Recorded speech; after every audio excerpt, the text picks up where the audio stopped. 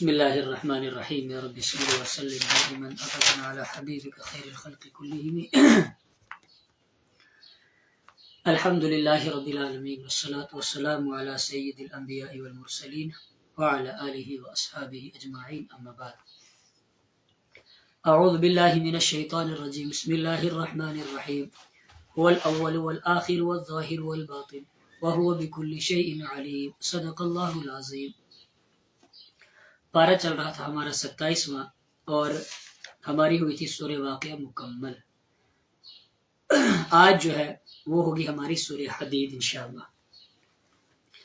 سورہ حدید کے اندر سب سے پہلے جو آیت ہم پڑھیں گے هو الاول والآخر والظاہر والباطن، وہی اول ہے، وہی آخر ہے، وہی ظاہر ہے، وہی باطن ہے۔ کون؟ اللہ رب العزت۔ اللہ ہی اول ہے، اللہ ہی آخر ہے، اللہ ہی ظاہر ہے اور اللہ ہی باطن ہے۔ وَهُوَ بِكُلِّ شَيْءٍ عَلِيمٌ، اور وہ ہر چیز کو جاننے والا ہے۔ وہی اول ہے، وہی آخر ہے، وہی ظاہر ہے، وہی باطن۔ کیا مطلب؟ اول سے کیا مطلب ہے کہ وہی اول ہے؟ فرمایا کہ اول وہی اول ہے، یعنی جس کی کوئی ابتدا نہیں ہے، جس کی کوئی ابتدا نہیں ہے، یعنی جب کچھ بھی نہیں تھا تو اللہ کی ذات تب بھی تھی۔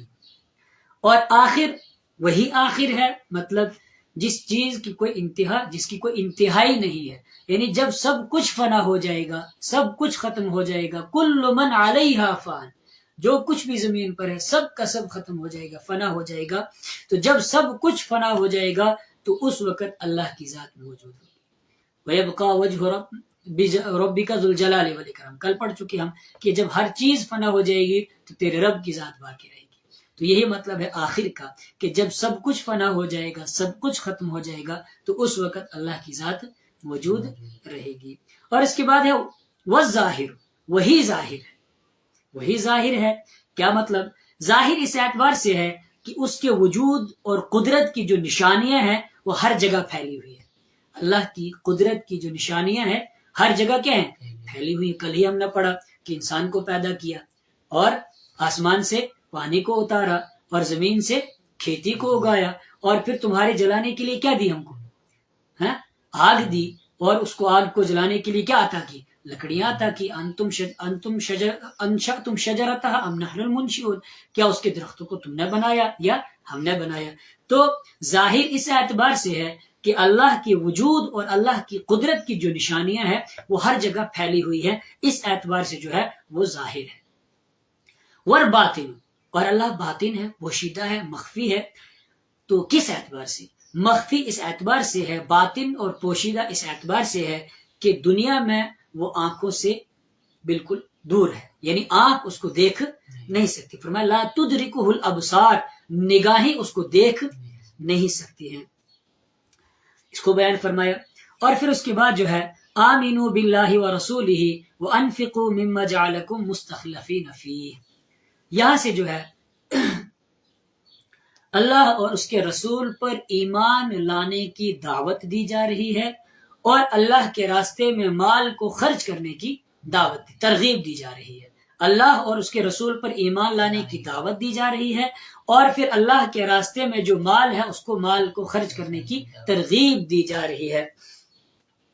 اس سے پہلے یہ جو آیت پڑھ رہے ہیں ہم لوگ، اس سے پہلے آیت گزری ہے، اللہ کی قدرت کی نشانیوں کو بیان فرمایا، اللہ کے علم کو بیان فرمایا کہ اللہ کون ہے۔ هو اللہ الذی خلق السماوات والارض فی 6 ایام، اللہ وہ ہے جس نے 6 دنوں کے اندر آسمانوں کو اور زمین کو اور جو کچھ بھی ان کے درمیان ہے اس کو پیدا فرمایا۔ اور یعلم ما فی الارض وما یخرج منها، یعلم ما یلج فی الارض، اور اس کے علم کا حال یہ ہے کہ زمین کے اندر جو کچھ جاتا ہے اس کو بھی جانتا ہے، اور وما یخرج منها، اور زمین سے جو کچھ نکلتا ہے اس کو بھی جانتا ہے، اور آسمان سے کیا کچھ اتر رہا ہے اس کو بھی جانتا ہے، آسمان میں کیا کچھ چڑھ رہا ہے اس کو بھی جانتا ہے، اور سب سے بڑی بات کہ ہر حال میں وہ تمہارے ساتھ ہوتا ہے۔ وَهُوَ مَعَكُمْ أَيْنَمَا كُنْتُمْ، جہاں کہیں تم ہوتی ہو اللہ تمہارے ساتھ ہوتا ہے۔ اور آسمانوں کی بادشاہت، زمین کی بادشاہت اللہ کے لیے ہے، دن کو رات میں، رات کو دن میں داخل کرتا ہے۔ تو فرمایا کہ جو رب ایسا ہے تو آمینو باللہ، اس رب پر کیا کرو تم؟ ایمان لے آؤ۔ آمینو باللہ، اس رب پر کیا کرو تم؟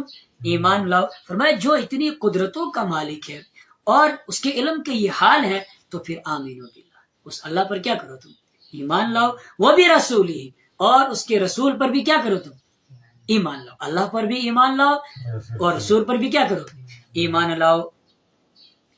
اور پھر اللہ پر جب تم نے ایمان لے آیا، اللہ کے رسول پر جب تم ایمان لے آئے، اللہ کو بھی مان لیا، اللہ کے رسول کو بھی مان لیا، تو اب اس پر ثبوت پیش کرو کہ تم اللہ کو مانتے ہو، اللہ کے رسول کو مانتے ہو. اس پر کیا کرو، بولو، اس پر ثبوت پیش کرو. اور ثبوت کیا ہے، ثبوت پیش اس طرح کرو کہ مجھے محبت ہے تو کس سے، اللہ سے. مجھے محبت ہے تو کس سے، اللہ کے رسول صلی اللہ علیہ وسلم سے. ان کے علاوہ مجھے محبت ہے کسی، نہ مجھے مال سے محبت ہے اور نہ دولت سے محبت ہے، دنیا سے مجھے کوئی محبت نہیں ہے. تو محبت کا جو ثبوت ہے، ثبوت کس طرح پیش کیا جائے؟ فرمایا انفقوا مما جعلکم مستخلفین فی، خرچ کرو اس میں سے جو اللہ نے تم کو دیا ہے. انفقوا مما جعلکم، جس میں اللہ نے تم کو جانشین بنایا ہے، جس میں اللہ نے تم کو وارث بنایا ہے، اس کو کیا کرو تم، جس مال کے اندر اللہ نے تمہیں وارث بنایا ہے اس مال کو اللہ کے راستے میں خرچ کرو. فالذین آمنوا منکم، اور جو کوئی تم میں سے ایمان لائے گا، وہ انفقوا، ایمان بھی لائے اور پھر ساتھ میں ثبوت پیش کرے.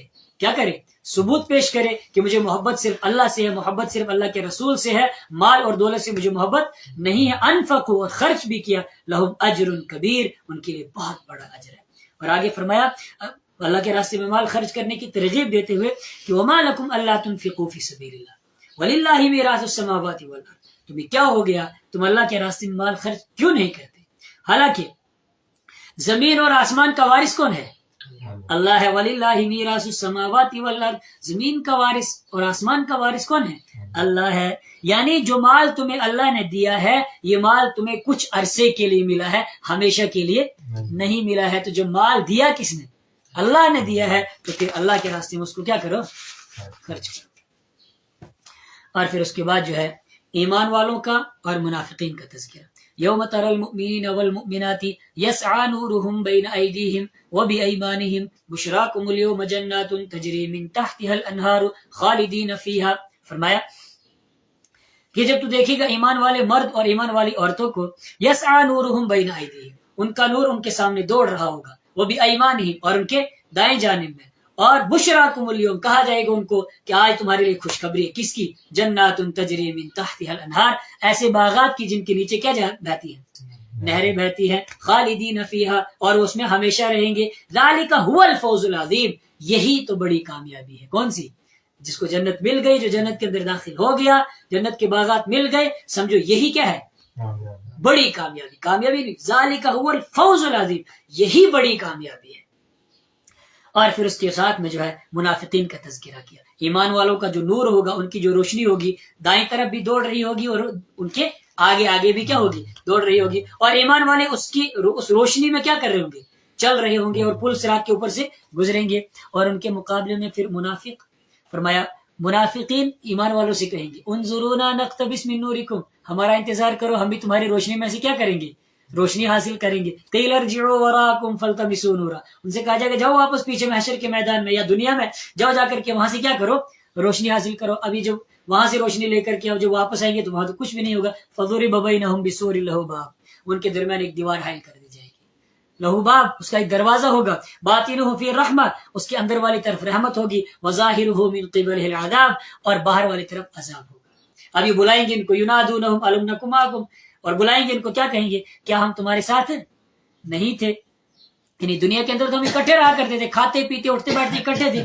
ینادونہم الم نکن معکم قالوا بلا، وہ کہیں گے ہاں ہاں تھے تو ساتھ میں. ولکنکم فتنتم انفسکم، لیکن تم نے اپنے آپ کو فتنے میں ڈال دیا تھا. اپنے آپ کو کیا کیا تھا، فتنے میں ڈال دیا تھا.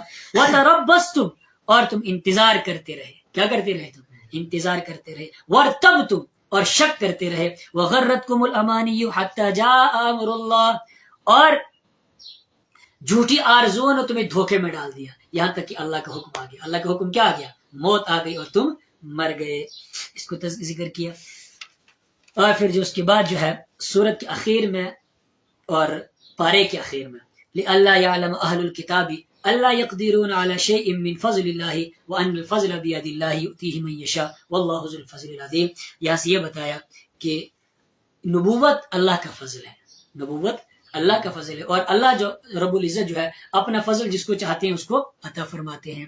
ہوا کیا تھا، رحمت عالم صلی اللہ علیہ وسلم پر بہت سارے یہودی عیسائی جو ہے وہ ایمان نہیں لائے تھے، اور ایمان نہ لانے کی وجہ کیا تھی، ضد اور حسد، ضد اور حسد کی وجہ سے وہ آپ صلی اللہ علیہ وسلم پر ایمان، ایک بہت بڑی تعداد تھی ان کی، کیوں نہیں ایمان لائے تھے، حسد سے، حسد کی وجہ سے۔ حسد کیا تھا، وہ کہتے تھے کہ جو آخری نبی ہے وہ بنو اسرائیل کے بجائے بنو اسحاق میں کیوں آیا، یعنی ہمارے درمیان کیوں نہیں آیا، یہودی اور عیسائی کہتے ہیں ہمارے درمیان آخری نبی کیوں نہیں آیا، مکہ والوں کے درمیان آخری نبی کیوں آیا، تو اس وجہ سے وہ ان پر ایمان نہیں لائے، حسد اور ضد کی وجہ سے۔ اللہ نے جواب دیا کہ یہ جو نبوت ہے یہ اللہ کا فضل ہے، اور اللہ تعالیٰ اپنا فضل جو ہے جس کو چاہتا ہے اس کو عطا فرما دیتا ہے، یہ تمہارے اختیار میں نہیں ہے، جس کو چاہو اس کو دے دو، یہ اللہ کے اختیار میں ہے، اللہ نے جس کو چاہا اس کو عطا فرما دیا۔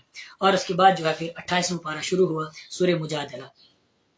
قد سمع اللہ قول التی تجادلک فی زوجہا وتشتکی الی اللہ، قد سمع اللہ، یقیناً سن لیا اللہ نے بات اس عورت کی جو آپ سے جھگڑا کر رہی تھی، مجادلہ کے معنی جھگڑا کرنا۔ اور ایک عورت آئی تھی آپ صلی اللہ علیہ وسلم کے پاس، حضرت خولہ بنت ثعلبہ رضی اللہ تعالیٰ عنہ۔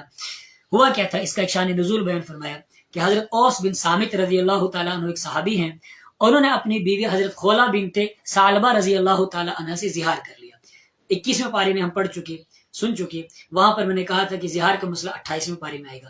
زہار کیا ہوتا ہے، کوئی آدمی اپنی بیوی سے کہہ دی انتی علیہ کا ظہر امی، تو میرے لیے میری ماں کی پیٹھ کی طرح ہے، تو میرے لیے میری ماں کی پیٹھ کی طرح ہے۔ تو کفار مکہ کیا کہتے تھے، جو اپنی بیوی سے زہار کر لے اب وہ بیوی اس کے لیے ہمیشہ ہمیشہ کے لیے کیا ہو جاتی ہے، حرام ہو جاتی ہے، اب اس کے ساتھ دوبارہ نکاح نہیں کر سکتے۔ تو حضرت اوس بن صامت رضی اللہ تعالیٰ عنہ نے اپنی بیوی حضرت خولہ بنت ثعلبہ رضی اللہ تعالیٰ عنہ سے زہار کیا، اور حضرت خولہ رضی اللہ تعالیٰ عنہ رحمت عالم صلی اللہ علیہ وسلم کی خدمت میں حاضر ہوئی، اور اس وقت تک زہار کے متعلق کوئی حکم نازل نہیں ہوا تھا۔ تو وہ آئی اور آپ صلی اللہ علیہ وسلم سے عرض کرنے لگی کہ میرے شوہر نے میرے ساتھ کیا کر لیا ہے، زہار کر لیا ہے۔ آپ نے فرمایا کہ اب تک میرے پاس اس کے متعلق کوئی حکم نہیں آیا ہے، اور شاید میرے خیال سے آپ اپنے شوہر پر حرام ہو چکی ہیں۔ تو حضرت خولہ بار بار رحمت عالم صلی اللہ علیہ وسلم سے کہہ رہی تھی کہ میرے شوہر نے طلاق کا لفظ استعمال نہیں کیا ہے، اور اللہ سے فریاد بھی کر رہی تھی۔ اسی کو ذکر یہاں سے کیا کہ اللہ نے سن لی اس عورت کی بات جو آپ سے جھگڑا کر رہی تھی اپنے شوہر کے بارے میں، وتشتکی الی اللہ، اور اللہ سے کیا کر رہی تھی، شکایت کر رہی تھی، شکوے کر رہی تھی، اللہ سے فریاد کر رہی تھی۔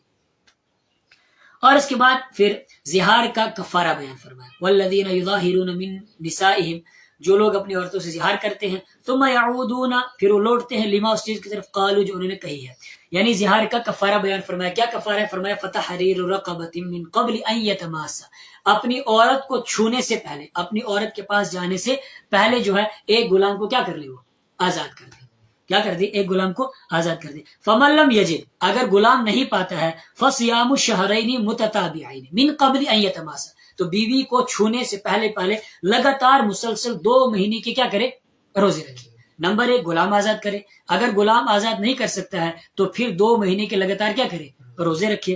اور پھر آگے فرمایا فمن لم یستطع، اگر اس پر بھی طاقت نہیں رکھتے، یعنی 2 مہینے کے مسلسل روزے نہیں رکھتا ہے، رکھ سکتا ہے، تو پھر اطعام 60 مسکینہ، پھر 60 مسکینوں کو کیا کرنا ہے، کھانا کھلانا ہے۔ یہ ہے زہار کا کفارہ۔ اور پھر اس کے بعد جو ہے الم تر الی الذین نہوا عن النجوى ثم يعودون لما نہوا عنہ ويتناجون بالاثم والعدوان ومعصیۃ الرسول، یہاں سے جو ہے یہودیوں کی اور منافقین کی سرگوشی کو بیان فرمایا۔ کیا ہوا، یوں تھا کہ یہودیوں کی عادت تھی کہ جب بھی کسی مسلمان کو آتا دیکھتے تھے تو پھر چپ کے باتیں کرتے تھے، سرگوشی کرنا مطلب چپ کے کان میں کیا کرنا، باتیں کرتے تھے۔ اور مقصد ان کا کیا ہوتا تھا، سرگوشی کرنے کا مقصد ہوتا تھا تاکہ مسلمان پریشان ہو، مسلمان کیا ہو، پریشان ہو۔ تو ان کی دیکھا دیکھی میں منافقین بھی ایسی کرنے لگی، منافقین کیا کرنے لگے، اسی طرح کرنے لگے۔ تو اس سے مسلمانوں کو تکلیف ہوتی تھی، تو یہ منافقوں کو، یہودیوں کو جو ہے منع کیا گیا کہ اس طرح کی سرگوشی مت کرو۔ اسی کا بیان ہے الم تر الی الذین، کیا آپ نے نہیں دیکھا ان لوگوں کی طرف، نہوا عن النجوى، جن کو روکا گیا تھا سرگوشی سے، ثم یعودون لما نہوا عنہ، پھر وہ لوٹتے ہیں اسی کی طرف جس سے ان کو منع کیا گیا تھا۔ منع کیا گیا تھا سرگوشی مت کرو، لیکن بار بار کیا کر رہے ہیں، وہ سرگوشی کر رہے ہیں۔ وَيَتَنَاجَوْنَ بِالْإِثْمِ، اور سرگوشی کرتے ہیں گناہ کے ساتھ، وَالْعُدْوَانِ، دشمنی کے ساتھ، وَمَعْصِيَةِ الرَّسُولِ، اور رسول کی نافرمانی کے ساتھ۔ اور پھر ایک کام اور کرتے ہیں وَإِذَا جَاءُوكَ حَيَّوْكَ بِمَا لَمْ يُحَيِّكَ بِهِ، اور آپ کے پاس جب آتے ہیں آپ کی مجلس میں تو آپ کو اس الفاظ میں سلام کرتے ہیں جن الفاظ میں اللہ نے آپ کو سلام نہیں کیا. السلام علیکم، حالانکہ سلام کا طریقہ کہ السلام علیکم ورحمۃ اللہ، السلام علیکم، وہ کیا کہتے ہیں السلام علیکم. اور پھر دل میں کہتے ہیں کہ ہم ان کو اسی طریقے سے سلام کرتے ہیں، لیکن لولا يعذبنا اللہ، اللہ ہم کو عذاب کیوں نہیں دیتا بما نقول، جو ہم کہتے ہیں. یعنی ہم ان کو سلام ایسے طریقے سے کرتے ہیں کہ جس طریقے سے کرنا نہیں چاہیے تھا، لیکن اس کے باوجود ہمیں اللہ عذاب نہیں دیتا ہے. اس کا مطلب یہ اللہ کے سچے نبی نہیں. ان کو جواب دیا حسبہم جہنم، جہنم ان کے لیے کافی ہے. یصلونہا، یہ جہنم میں کیا ہوں گے؟ داخل ہوں گے. اس کا تذکرہ کیا. اور پھر اس کے بعد جو ہے مجلس کے آداب کو بیان فرمایا. یا ایھا الذین آمنوا اذا قیل لکم تفسحوا فی المجالس فافسحوا یفسح اللہ لکم.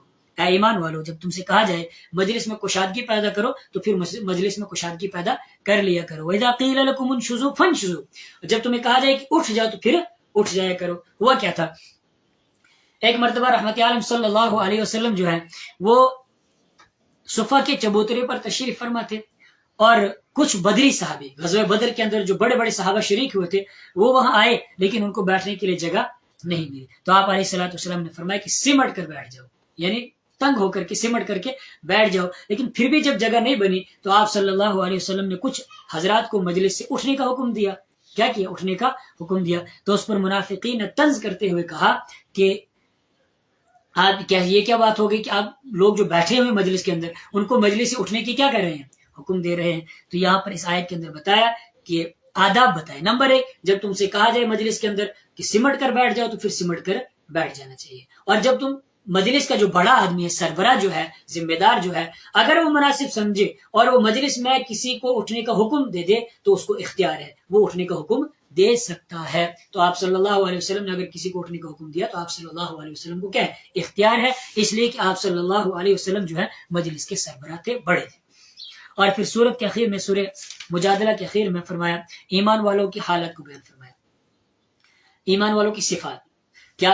لا تجد قوما يؤمنون بالله واليوم الآخر يوادون من حاد الله ورسوله ولو كانوا آباءهم أو أبناءهم أو إخوانهم أو عشيرتهم. ایمان والوں کے احوال کو بیان فرمایا، ایمان والوں کی صفات کو بیان فرمایا کہ لا تجد قوما يؤمنون بالله، آپ نہیں پائیں گے ایسے لوگوں کو جو اللہ پر ایمان رکھتے ہوں اور آخرت کے دن پر ایمان رکھتے ہوں. یوادون من حاد اللہ، وہ دوستیاں محبت کرتے ہیں ان لوگوں سے جو مخالفت کرتے ہیں اللہ اور اس کے رسول کی، جو دشمنی کرتے ہیں اللہ اور اس کے رسول کے ساتھ. ولو كانوا آباءهم، اگرچہ ان کے باپ دادا ہوں. کیا مطلب؟ یعنی ایسا ہو ہی نہیں سکتا ہے کہ ایک بندہ جو ہے وہ اللہ کو بھی مانتا ہے اور آخرت کے دن کو بھی مانتا ہے، پھر وہ محبت کرے اور دوستیاں لگائے ان لوگوں کے ساتھ جو اللہ اور اس کے رسول کی مخالفت کرتے ہیں. جو اللہ پر اور آخرت کے دن پر ایمان رکھتا ہو، ایسا ہو ہی نہیں سکتا کہ وہ اللہ اور اس کے رسول کے دشمنوں کے ساتھ کیا کرے؟ دوستیاں لگائے. وَلَوْ كَانُوا آبَاءَهُمْ، اگرچہ وہ ان کے باپ دادا کیوں نہ ہو، اگرچہ ان کے بیٹے کیوں نہ ہو، اگرچہ ان کے خاندان کے لوگ کیوں نہ ہو، اگر ان کے خاندان کے لوگ بھی جو ہے اللہ اور اس کے رسول کی مخالفت کرتے ہیں وہ ان کے ساتھ دوستیاں نہیں لگاتے. اور پھر جو ہے اللہ نے ان کو 2 انعام دیے. اللہ ایسے بندوں کو 2 انعام دیتا ہے. کیا کیا؟ نمبر 1 کہ دنیا میں اللہ تعالیٰ نور ایمانی سے ان کی مدد فرماتے ہیں. کیا کرتے ہیں؟ دنیا کے اندر نور ایمانی سے ان کی مدد فرماتے ہیں. اور پھر وَيُدْخِلُهُمْ جَنَّاتٍ تَجْرِي مِن تَحْتِهَا الْأَنْهَارُ، اور پھر آخرت میں ان کو کیا انعام ملتا ہے؟ ایسے باغات کے اندر داخل فرماتا ہے جن کے نیچے نہریں جاری ہیں. اور پھر اعلان کیا جاتا ہے ان کے لیے رضی اللہ عنہم ورضوا عنہ، اللہ ان کے ساتھ راضی اور وہ اللہ سے راضی ہو گئے. اولئک حزب اللہ، یہ اللہ کی پارٹی ہے. کون؟ جو اللہ پر ایمان رکھتی ہے اور آخرت کے دن پر ایمان رکھتی ہے اور اللہ اور اس کے رسول کے دشمنوں کے ساتھ دوستیاں نہیں لگاتی. فرمائے اولئک حزب اللہ، یہ اللہ کی پارٹی ہے. اللہ سنو، ان حزب اللہ هم المفلحون، اللہ کی جو پارٹی ہے وہی کامیاب ہونے والی، دنیا کے اندر بھی اور آخرت کے اندر بھی. اس کے بعد شروع ہوتی ہے سورہ حشر. سورہ حشر هو الذي اخرج الذين كفروا من اهل الكتاب من ديارهم لاول الحشر. رحمت عالم صلی اللہ علیہ وسلم جب ہجرت کر کے مدینہ منورہ تشریف لے گئے تو وہاں پر آپ کا سامنا جو ہے یہودیوں کے ساتھ ہوا، واسطہ جو ہے وہ یہودیوں کے ساتھ پڑا. یہودیوں کے 3 قبیلے تھے، بنو قریظہ، بنو قینقاع اور بنو نذیر. یہ کچھ قبائل تھے وہاں. جب آپ صلی اللہ علیہ وسلم مدینہ تشریف لے گئے تو مدینہ میں آ کر کے ان یہودیوں کے ساتھ ایک معاہدہ فرمایا. کیا معاہدہ فرمایا؟ کہ آپس میں لڑائی نہیں کریں گے، اور اسی طرح اگر کسی نے مدینہ پر، باہر کے آدمی نے مدینہ پر حملہ کیا تو سب مل کر کے اس کو کیا کریں گے؟ روکیں گے, دفاع کریں گے.